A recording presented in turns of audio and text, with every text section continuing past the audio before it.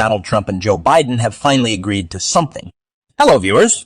Welcome to Us Inside. Please subscribe to my channel to stay updated with all latest updates.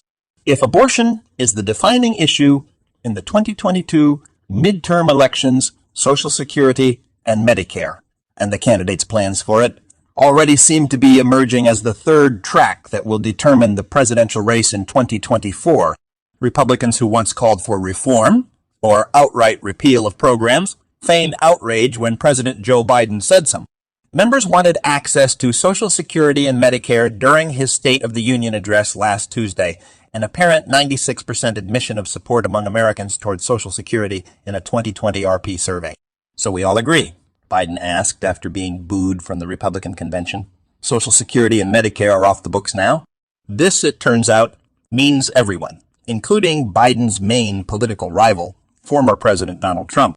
Now a candidate again, Trump has officially made his opposition to cuts in both programs part of his 2024 platform early last month, unequivocally in a video message from his campaign that Republicans should not vote to cut a penny.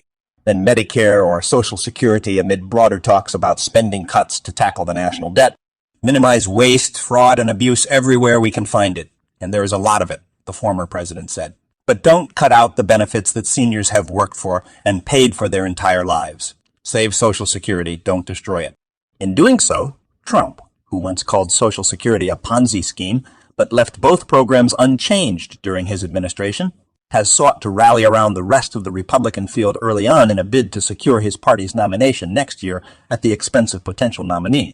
Like Florida Governor Ron DeSantis, who once expressed support for privatizing Social Security and Medicare during his 2012 run for Congress, according to a Ken report, Trump has already taken aim at the Florida governor, who has not announced whether he will run for president in 2024, after he posted a video of DeSantis praising one-time House Speaker Paul Ryan, whose political retreat during the Trump administration came amid his efforts to replace Medicare with special insurance coupons.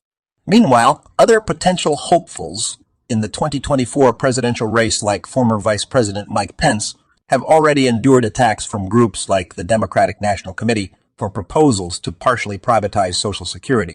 Yet prominent figures in the GOP are scrambling to counter the narrative that they want to cut both programs, even though one of the Trump administration's recent budget proposals included billions of dollars in cuts to both. In a radio interview, Senate Minority Leader Mitch McConnell impugned his Republican challenger, Senator Rick Scott, for proposing a 12-point plan that would require Congress to reauthorize Social Security and Medicare every 5 years, saying, "That's a bad idea." Clearly, Rick Scott's plan, not the Republican plan, and that's the Speaker's view as well.